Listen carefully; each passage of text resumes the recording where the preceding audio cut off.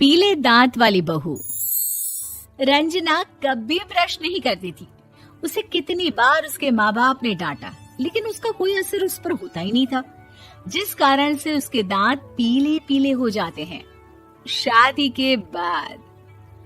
अरे बहू, वैसे तो तुझ में कोई कमी नहीं है, पर तेरे दांत इतने पीले कैसे हैं बेटा? कैसे मतलब? कोई सर्जरी थोड़ी ना कराइए। वो तो क्या नाम, मैं ब्रश नहीं करती थी तो पीले हो गए। अब क्या करूं? आप कहे तो लाल करवा लूं या फिर काले? यार ये क्या है, क्यों माँ से लड़ रही हो? लड़ रही हूँ? अरे मैं लड़ रही हूँ या ये बोल रही है कि दांत पीले हैं, पीले। अरे तपस्या थोड़ी ना की है इन्हें पीले करने के लिए। बकायदा ब्रश नहीं किया है 20 साल तक, तब जाकर। छी, कैसी बात कर रही हो? ये उस वक्त तो पीले नहीं थे जब हम लोग तुम्हें देखने आए थे। अरे तब साफ करवा लिया होगा डेंटिस्ट के पास जाकर। अब देखो कैसे पीले पीले लग रहे हैं। रंजना सास की तरफ गुस्से से देखती है। फिर शुरू हो गई पीले पीले पीले। अरे पीले तो तब भी थे जब मेरे हाथ का रसगुल्ला उड़ा उड़ा कर खा रही थी और बोल रही थी, लड़की नहीं गुणों का खजाना दे रहे भाई साहब आप। खैर, अब वो लोग करते भी तो क्या करते, पीले दांत वाली बहू पल्ले पड़ी थी तो झेलना तो था ही। एक दिन कीर्तन में रंजना गाना गा रही थी। अरे कमला बहन, माँ का द्वार है, यहाँ तो सब शुद्ध होकर आते हैं, फिर अपनी बहू को ब्रश भी नहीं करवाती तुम। दूर से पीले पीले दांत भक्ति में बाधा उत्पन्न कर रहे हैं। अरे कोई 2 साल के बच्चे थोड़ी ना लेकर आई हूँ मैं बहू बनाकर। अच्छी खासी लड़की है, अरे कैसे करवाऊं ब्रश? ये तो उसे खुद करना चाहिए ना।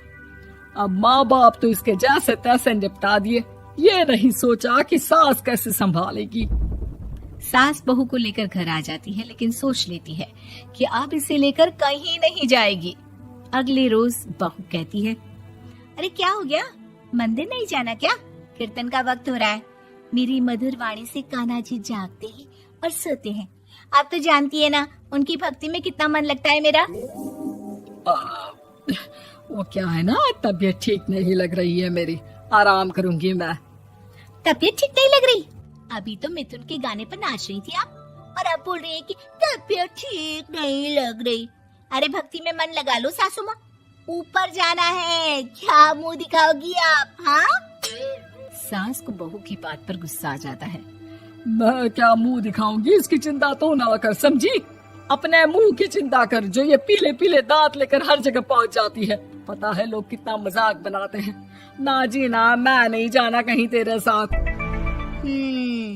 तो ये बात है।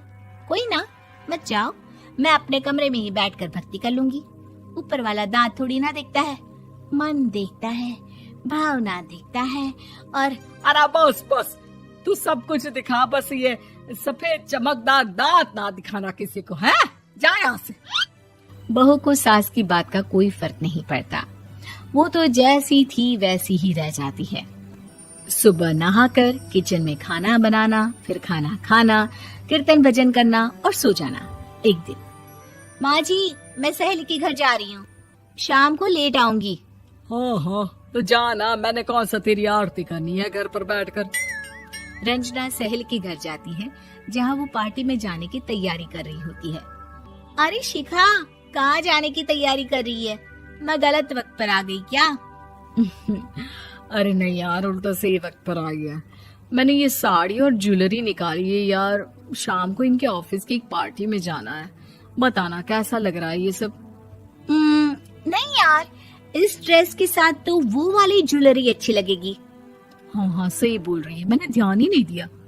वैसे तो हमेशा से मस्त फैशन सेंस रखती है। तो बड़ा जाती होगी ना पति के साथ पार्टी में। रंजना कुछ नहीं बोलती, बस सोचती है कि यार काश ये बात सही हो जाती, पर मैं क्यों नहीं जाती पार्टी में? क्या इन लोगों की कोई पार्टी होती नहीं होगी? रंजना घर आती है और रात में पति से सवाल करती है, एक बात बताइए, आप मुझे किसी पार्टी में क्यों नहीं ले जाते? क्या आपकी यहाँ ऑफिस में पार्टी नहीं होती? पति बेचारा क्या कहता कि दांत पीले हैं तुम्हारे इसलिए। अरे कोई पार्टी होती नहीं हम लोगों के ऑफिस में, तो कहाँ से लेकर जाऊं? और मार्केट, मॉल, कहीं वीकेंड घूमना, कहीं तो। अरे यार सारे हफ्ते में एक छुट्टी मिलती है, तो सोचता हूँ कि आराम ही कर लूं। क्यों? रंजना मन मार के रह जाती है। पहले कभी सास के साथ मंदिर जाया करती थी, लेकिन वो भी सास ने ले जाना बंद कर दिया। घर बैठी बैठी रंजना बोर हो जाती है। तभी उसे आइडिया आता है और वो मायके जाने का सोचती है। सासू माँ, 2 दिनों के लिए मम्मी के घर जा रही हूँ। अच्छा ठीक है, आराम से जा। और हाँ, माँ से कुछ अच्छी आदत सीख कर आना कि कैसे शरीर के हर भाग की तरह दांतों की सफाई भी जरूरी होती है, समझी? शुरू हो गई ना आप। वो लोग आपकी तरह नहीं है कि छोटी छोटी बात का बतंगड़ बना दे। उन लोगों के लिए मैं मायने रखती हूँ, ना कि मेरे पीले पीले दांत। रंजना माँ को बिना बताए उन लोगों को सरप्राइज देती है, लेकिन जैसे ही वो दरवाजे पर पहुंचती है, अंदर देखती है कि घर वाले कहीं जा रहे होते हैं। अब माँ, काश रंजना दीदी के दांतों वाली प्रॉब्लम नहीं होती, तो वो भी हम लोगों के साथ चलती ना बुआ जी की बेटी की शादी में। हाँ बेटा, लेकिन अब उसे कौन समझाए कि उसको उसके पीले दांत नहीं दिखते, लेकिन उसके आसपास के लोगों को कितना एम्बैरेसिंग फील कराते हैं। मुझे तो कितनी बार उसके स्कूल की टीचर ने शिकायत की कि उसके साथ कोई लड़की बैठना भी नहीं चाहती, और ना ही कॉलेज में कोई उससे बात करना चाहता था। लेकिन पता नहीं क्यों उसे ये बात समझ में ही नहीं आती। कोई कमी नहीं है उस लड़की में, बस यही कि दांत पीले हैं। वो तो भला हो जीजाजी और उनकी माँ का, जो दीदी को जैसी है वैसे ही रखा हुआ है। रंजना को अपने घर वालों की बात सुनकर बहुत दुख होता है। वो सोचती है कि वो क्या करे, लेकिन फिर वो सीधा डेंटिस्ट के पास जाती है, अपने दांत चमकाती है और कसम खाती है कि वो रोज ब्रश करेगी। अरे क्या हो गया? तुम तो 2 दिनों के लिए गई थी ना, पर कोई ना, अच्छा है, चलो आ गई तो। रंजना सास के सामने आकर खड़ी हो जाती है और पूरी स्माइल करती है, उसके चमकदार दांतों को दिखाती हुई। है? चले मंदिर। माँ, मुझे माफ कर दीजिए, मैंने आप लोगों को बहुत एम्बैरेसिंग फील करवाया। मैं आज से रोज ब्रश करूंगी।